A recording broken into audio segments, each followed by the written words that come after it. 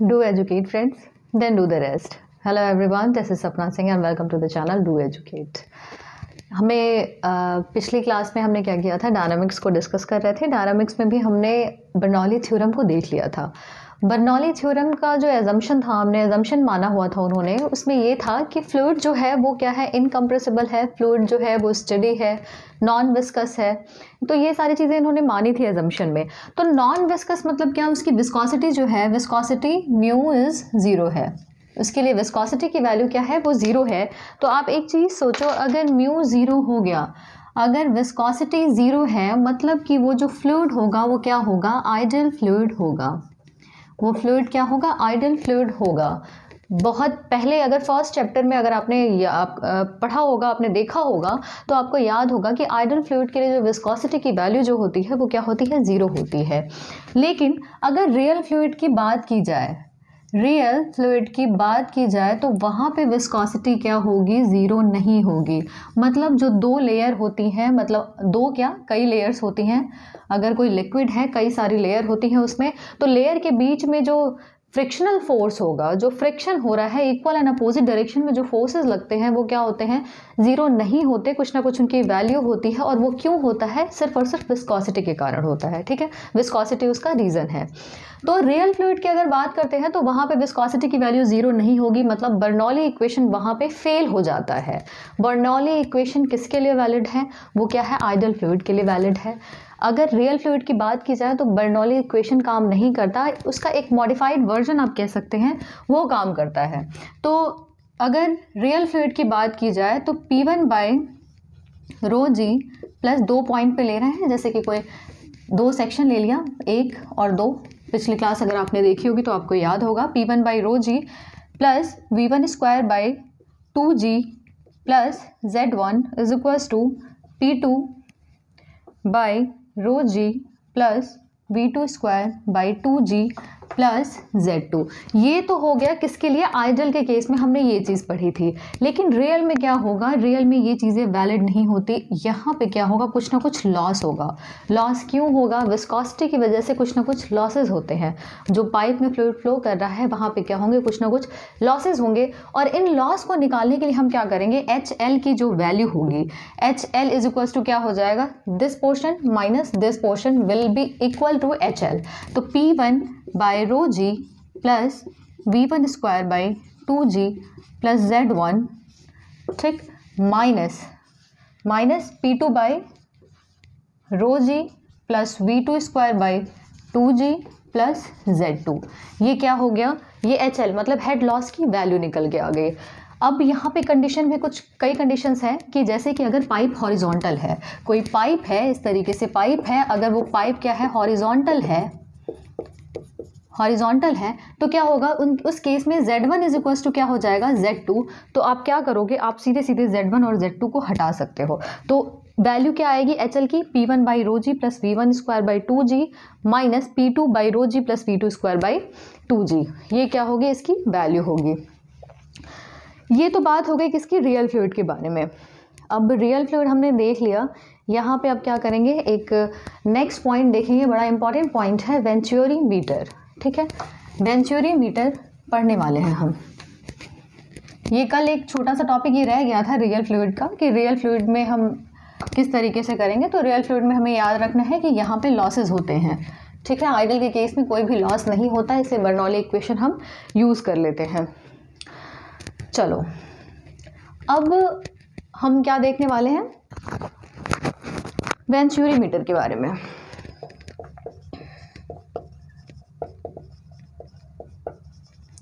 Venturi meter, सबसे पहला question, venturi meter से क्या बनता है, वेंचुरी मीटर क्यों यूज़ करते हैं, डिस्चार्ज फाइंड के लिए। डिस्चार्ज, या फिर आप कह सकते हो रेट ऑफ फ्लो, या फिर इसी को एक नाम दे दिया जाता है फ्लो रेट। ठीक है, तो वेंचुरी मीटर क्यों यूज़ करते हैं, क्यों लगाते हैं वेंचुरी मीटर पाइप में। सबसे पहले मैं बता दूं कि वेंचुरी मीटर लगता कहाँ है। वेंचुरी मीटर कुछ इस तरीके से, जैसे कि अगर कोई ये पाइप है, ठीक है, पाइप में फ्लूइड फ्लो कर रहा है, तो क्या करेंगे, इसी पाइप में क्या करेंगे, वेंचुरी मीटर आगे जोड़ देंगे। ठीक है, इस तरीके से वेंचुरी मीटर होता है। कुछ कन्वर्जिंग डाइवर्जिंग टाइप का होता है। कन्वर्जिंग मतलब ये पोर्शन जो होता है वो क्या होता है, कन्वर्जिंग टाइप का होता है। बीच में एक थ्रॉट होता है और बाकी फिर क्या होता है, डाइवर्ज होने लगता है। एक ट्यूब जैसी होती है लेकिन कन्वर्जिंग डाइवर्जिंग टाइप की ट्यूब होती है। कहाँ यूज़ करते हैं इसको, पाइप में ही फिक्स करते हैं कहीं बीच में।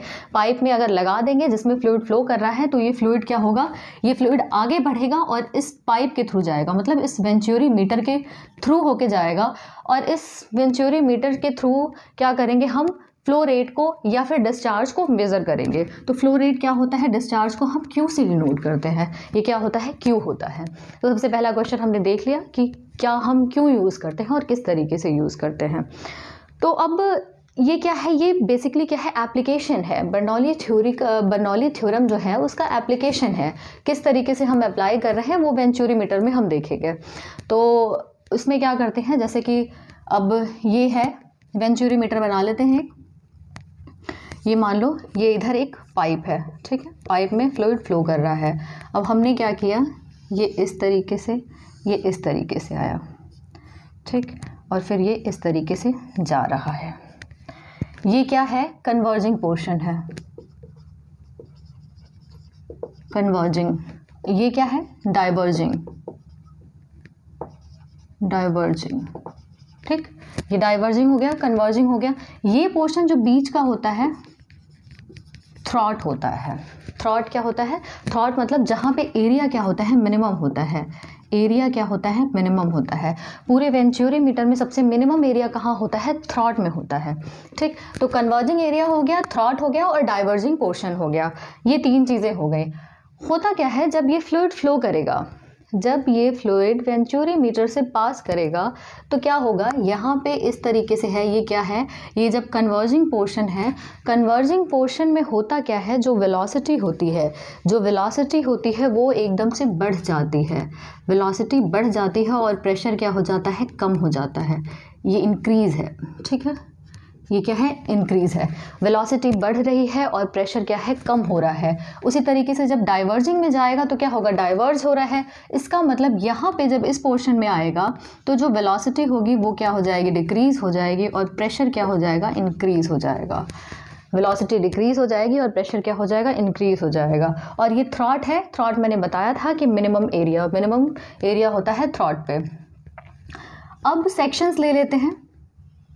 क्या करना है, ये पहला सेक्शन हो गया जो कि इनलेट है। वेंचुरी मीटर का जो इनलेट है वो पहला सेक्शन हमने ले लिया, उसको सेक्शन 1 मान लिया, ठीक है, ये सेक्शन है। दूसरा सेक्शन क्या है, ये जो हमने ये थ्रॉट पे ले लिया दूसरा सेक्शन, ये क्या है, 2 है, ये सेक्शन 2 है। अब 1 और 2 के बीच में हम क्या करेंगे, बर्नौली इक्वेशन को अप्लाई करेंगे। बर्नौली इक्वेशन अप्लाई करने के बाद हमें क्या मिलेगा, आगे हम देखेंगे, हमें डिस्चार्ज निकल के आ जाएगा हमारे पास, ठीक।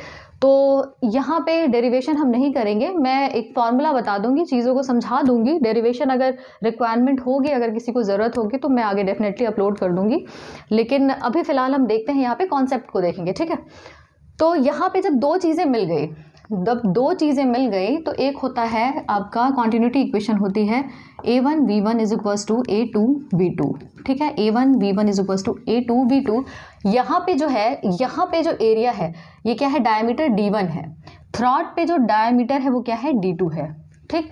थ्रॉट पे डायमीटर D2 है और यहाँ पे जो डायमीटर है इनलेट पे वो क्या है, D1 है। मतलब 1 और 2 के बीच में हम लेके चल रहे हैं, डायमीटर D1 है इनलेट पे और थ्रॉट पे डायमीटर क्या है, D2 है। तो एरिया क्या निकल जाएगा, A1 is equals to π/4 D1 square निकलेगा और A2 इज इक्वल्स टू क्या हो जाएगा, π/4 D2 स्क्वायर, ठीक। D2 क्या है, थ्रॉट का डायमीटर है और D1 क्या है, इनलेट पे डायमीटर है।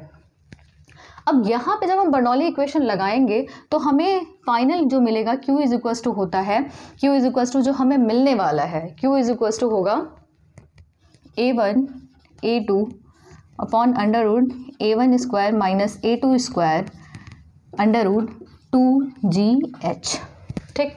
ये मिलेगा हमें Q की वैल्यू, मतलब जो डिस्चार्ज है, जो डिस्चार्ज की वैल्यू निकल के आएगी वो ये निकल के आएगी, ठीक। ये Q क्या है, डिस्चार्ज है, रेट ऑफ फ्लो है या फिर फ्लो रेट है। A1 A2 क्या है ये मैंने बता दिया है, आप इसको कैपिटल A कर लो, यहाँ पे कैपिटल A कर लो, स्मॉल A कर लो, समझ में आना चाहिए, ठीक। ये A1 है, A2 है, ये क्या हो जाएगा, इस तरीके से A1 हो जाएगा और ये इस तरीके स्मॉल A2, ठीक। A1 A2 की वैल्यू पता है, 2 है, G है, H क्या है, अब h एक नया टर्म आ गया है, h है क्या यहाँ पे, तो h मैं बता दूं, h जो होता है वो क्या होता है, डिफरेंस ऑफ प्रेशर हेड। एक और दो सेक्शन में difference of pressure head, difference of pressure head, और इसकी जो वैल्यू होती है वो होती है P1 by rho G minus P2 by rho G. ठीक, ये क्या होती है, P1 by rho G minus P2 by rho G, या फिर P1 minus P2 divide by rho G. क्यों, रो जी क्या है, कॉमन है, तो सीधे सीधे आ जाएगा, ये h की वैल्यू है आएगी, ये क्या होगी, h की वैल्यू होगी। ठीक, तो एक h की वैल्यू तो हमने इस तरीके से निकाल ली। दूसरा एक और h की वैल्यू हम निकाल सकते हैं, h की वैल्यू ये भी हो सकती है, h इज इक्वल्स टू क्या होता है, V2 square by 2g minus V1 square by 2g, ये भी h की वैल्यू हो सकती है। ठीक, ये सब बर्नौली इक्वेशन से निकला है। बर्नौली इक्वेशन में क्या करेंगे, Z1 is equals to Z2 हो जाएगा। ठीक है, Z1 is equals to Z2 हो जाएगा, क्यों, क्योंकि सरफेस जो है वो सेम है, तो वहाँ पे Z1 Z2 कट जाएगा। फिर हम क्या करेंगे, वहाँ पे हेड लेके चलेंगे। क्यों हेड लेके चलेंगे, क्योंकि रियल फ्लूइड की बात हो रही है, यहाँ पे आइडियल हम नहीं मान के चल रहे, रियल फ्लूइड की बात हो रही है। तो इस तरीके से हम यहाँ पे डिस्चार्ज को निकालते हैं। ठीक है, डिस्चार्ज की वैल्यू कुछ इस तरीके से यहाँ पे आएगी। ये तो जो है ये क्या है, ये थ्योरेटिकल डिस्चार्ज है। ठीक है, ये क्या है, थ्योरेटिकल डिस्चार्ज है। क्यों, क्योंकि हम थ्योरी के बेसिस पे इसको निकाल रहे हैं, इसलिए हम इसको क्या कहते हैं, थ्योरेटिकल डिस्चार्ज है। ठीक, लेकिन एक्चुअल डिस्चार्ज क्या होता है, एक्चुअल डिस्चार्ज की अगर बात करेंगे, क्यू एक्चुअल निकालेंगे, तो Q actual is equals to होता है, एक टर्म आता है जिसको कोफिशिएंट ऑफ डिस्चार्ज कहते हैं। अगर उससे हम मल्टीप्लाई कर दें किसका, क्यू थ्योरेटिकल को, तो ये क्या निकलेगा, क्यू एक्चुअल निकल के आ जाएगा हमारे पास। Q actual is equals to क्या होगा, CD इंटू क्यू थ्योरेटिकल, और CD is equals to coefficient of discharge. ये क्या है, कोफिशिएंट ऑफ डिस्चार्ज, और इसकी वैल्यू क्या होती है, इसकी वैल्यू आप लगा लो 0.95 के आसपास होती है। ठीक है, 0.95 के आसपास होती है। कई बार जेई लेवल के एग्जाम में क्वेश्चन पूछा जाता है कि कोफिशिएंट ऑफ डिस्चार्ज की वैल्यू कितनी होती है, या किस के बीच में लाई करती है, तो आप याद रख लो 0.95 के आसपास होती है, या फिर किसी चीज़ के बीच में लाई करेगी, तो यानी कि 0.92 टू 0.97 ऐसे कुछ कर लो, मतलब इन्हीं के आसपास ही वैल्यू आएगी कोफिशिएंट ऑफ डिस्चार्ज की। तो ये बात हो गई वेंचुरी मीटर के बारे में। ठीक, ये क्या हो गया, वेंचुरी मीटर के बारे में हमने देख लिया कि किस तरीके से हम निकालते हैं। अब एक और वेंचुरी मीटर में ही पॉइंट आता है कि अगर वेंचुरी मीटर से हम किसी मैनोमीटर को कनेक्ट कर दें, जैसे ये वेंचुरी मीटर है, यहाँ पे हम क्या करें, नीचे मैनोमीटर से कनेक्ट कर दें इसको, ये इस तरीके से क्या करें, यूट्यूब मैनोमीटर हमने लगा दिया। यहाँ पे क्या किया, यूट्यूब मैनोमीटर लगा दिया। थोड़ा साफ सफाई कर लेते हैं इसकी। साफ सफाई करने के बाद देखेंगे, ज़्यादा मैसी सा हो गया है।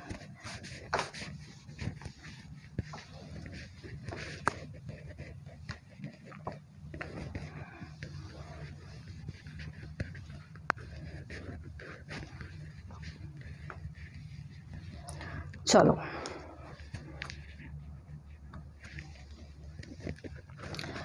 क्या है, ये पाइप है, ये पाइप है जहाँ पे फ्लूइड फ्लो कर रहा है। ये पाइप है जो फ्लूइड जहाँ पे फ्लो करेगा।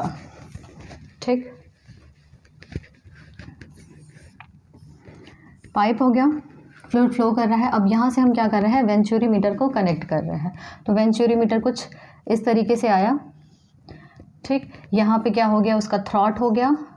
उसके बाद डाइवर्जन सेक्शन हमने ये 1 माना था, यहाँ पे 2 माना था थ्रॉट पे। अब क्या करेंगे, यहाँ पे हमने क्या किया, यहाँ पे हम कनेक्ट कर देंगे किससे, यूट्यूब मैनोमीटर से। किससे कनेक्ट कर रहे हैं हम, यूट्यूब मैनोमीटर से कनेक्ट हमने कर दिया। इस वेंचुरी मीटर को हमने क्या किया, यूट्यूब मैनोमीटर से कनेक्ट कर दिया। ठीक है, ये तो क्या है, ये पाइप है, और इधर वाला पोर्शन जो है वो क्या है, वेंचुरी मीटर का पोर्शन है। ठीक है, बात समझ में आ रही होगी। ये पाइप से हमने कनेक्ट किया है, पाइप से हमने वेंचुरी मीटर को कनेक्ट किया, और उसके बाद हमने क्या किया, वेंचुरी मीटर और पाइप से हमने यूट्यूब मैनोमीटर को कनेक्ट कर दिया। बात समझ में आ रही होगी। ठीक है, 2 चीज़ें हमने यहाँ पे जोड़ी हैं, एक यूट्यूब मैनोमीटर और दूसरा क्या है, वेंचुरी मीटर। तो अब होता क्या है, जैसे कि मैंने बताया था, यहाँ पे वेलोसिटी जब इस पोर्शन में आएगा, जो कन्वर्जिंग पोर्शन है वहाँ पे वेलोसिटी बढ़ जाएगी और प्रेशर क्या हो जाता है, घट जाता है, और दूसरी साइड जाते ही इसकी वेलोसिटी जो होती है वो डिक्रीज़ करनी शुरू कर जाती है और प्रेशर क्या होता है, इंक्रीज़ करना शुरू हो जाता है। अब मैनोमीटर है अगर, तो एक चीज़ सोच के बताओ कि उसमें कोई ना कोई मैनोमेट्रिक फ्लूइड होगा, जैसे कि मरकरी उसमें यूज़ करते थे, हो सकता है यहाँ पे मरकरी हमने यूज़ किया हो। तो मरकरी अगर हमने यूज़ किया है तो एक बात बताओ, प्रेशर यहाँ कम है, प्रेशर यहाँ ज़्यादा है, तो ऑब्वियस सी बात है प्रेशर डिफरेंस होगा। प्रेशर एक जगह कम है, ज़्यादा है, तो प्रेशर डिफरेंस तो होएगा ही। जब प्रेशर डिफरेंस होगा तो मैनोमेट्रिक फ्लूइड जो होगा, फ्लूइड का भी डिफ्लेक्शन होगा। फ्लूइड का डिफ्लेक्शन क्यों होता है, वो प्रेशर डिफरेंस की वजह से ही तो होता है। तो ये मान लेते हैं, ये जो डिफ्लेक्शन आ रहा है, ये मैनोमेट्रिक फ्लूइड का डिफ्लेक्शन जो है वो कुछ x आ गया, ठीक है, x आ गया। और ये जो हाइट है ये हमने मान ली h है। ये क्या हमने मान लिया, ये h है। ये हाइट क्या है, h है। ये x हो गया, ये h हो गया। अब इस केस में क्या होगा, हम जो डिस्चार्ज होगी, डिस्चार्ज की value Q is equal to, मैंने पहले ही बताया था, Q इज इक्वल टू होता है A1 A2 divide by under root A1 square minus A2 square into under root 2GH। भाई देखो, A1 A2 तो सेम रहेगा, A1 A2 सेम रहेगा, क्योंकि एरिया चेंज नहीं हो रहा है यहाँ पे, मतलब कि ये इसका डायमीटर D1 है और इसका डायमीटर D2 है थ्रॉड का, तो π/4 D1 square π/4 D2 square A1 और A2 की वैल्यू हो जाएगी रिस्पेक्टिवली। यहाँ पे A1 A2 निकल गया, बचा क्या h हम वहाँ पे कैसे निकाल रहे थे, P1 minus P2 by rho जी से निकाल रहे थे, या फिर V2 square minus V1 square by 2G से निकाल रहे थे। यहाँ पे हमने मैनोमेट्रिक फ्लूइड यूज़ किया है, मैनोमीटर यूज़ किया है। तो जब मैनोमीटर यूज़ किया है तो due to pressure difference there is a deflection in manometric fluid. जब मैनोमेट्रिक फ्लूइड में डिफ्लेक्शन होगा तो जो डिफ्लेक्शन होगा यहाँ पे h की जो वैल्यू निकलेगी, फ्लूइड के डिफ्लेक्शन की वजह से, मैनोमेट्रिक फ्लूइड की डिफ्लेक्शन की वजह से जो h की वैल्यू निकल के आएगी, h will be equals to x, ये हो जाएगा आपका Sg बाई S माइनस 1। ये क्या हो जाएगा, h is equals to x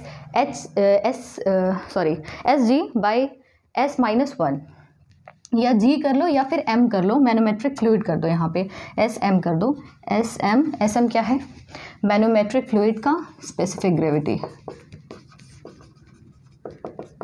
और जो S है, S किसकी स्पेसिफिक ग्रेविटी है, ये क्या है, मैनोमेट्रिक का, मैनोमेट्रिक फ्लूइड।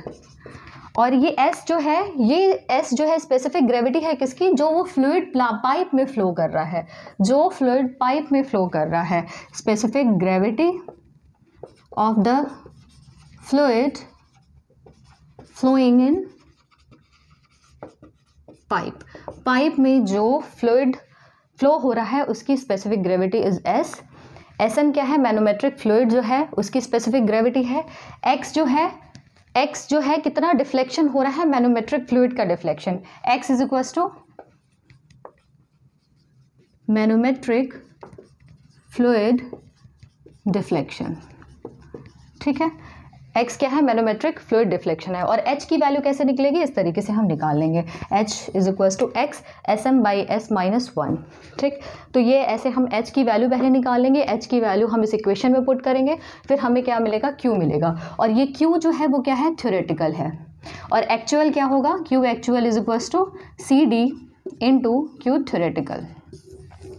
ये वैल्यू निकल के आ जाएगी q एक्चुअल की। तो ये एक चीज़ हो गई। तो इस तरीके से हम क्या करेंगे, इस तरीके से चीज़ों को हम निकालते हैं। h की वैल्यू, आई एम श्योर कि अब आपको कोई दिक्कत नहीं होगी h की वैल्यू निकालने में, बड़े आराम से आप निकाल सकते हो, ठीक। तो ये वेंचुरी मीटर के बारे में फ़िलहाल इतना ही बहुत है। ये आपके एग्ज़ाम के पर्पज़ से, आप चाहे अगर कॉम्पिटिटिव एग्ज़ाम की प्रिपरेशन कर रहे हो तो भी, अगर आप कॉलेज स्टूडेंट हो तो भी बहुत है इतना। एक चीज़ और यहाँ पे ध्यान देना कि ये जो है ना एंगल, कन्वर्जिंग जो एंगल होता है वो एंगल ज़्यादा होता है। कन्वर्जिंग एंगल जो होता है ये यहाँ का, ये जो इस तरीके से है एंगल, और ये आपका थ्रॉट आ गया और फिर इस तरीके से, तो ये जो एंगल होता है ये क्या होता है, ज़्यादा होता है, ये होता है 22 22 डिग्री, 20 से 22 डिग्री के आसपास का एंगल बनाता है ये। और इधर का जो एंगल होता है वो होता है 5 to 7 डिग्री होता है। अब रीज़न क्या है इसका, ये एंगल इतना ज़्यादा है, ये एंगल कम होता है, डाइवर्जिंग पोर्शन का एंगल जो है वो कम क्यों होता है, वो इस वजह से क्योंकि फ्लो का सेपरेशन ना हो, फ्लो का सेपरेशन ना हो, फ्लो के सेपरेशन को अवॉइड करने के लिए इसका क्या करते हैं, इसकी जो एंगल इसका जो लेते हैं वो क्या करते हैं, कम लेते हैं। ठीक, तो वेंचुरीमीटर में काफ़ी है ये, आप रिवाइज कर लेना इसको। आगे बाकी चीज़ें भी हैं, जैसे पेटॉट ट्यूब है, और उसके बाद एक आपका आता है वेंचुरीमीटर से रिलेटेड, एक है आपका, नाम नहीं याद आ रहा मुझे, तो आप इसको देख लो, कल नेक्स्ट क्लास में हम डिस्कस करेंगे उसको भी। ठीक, थैंक यू।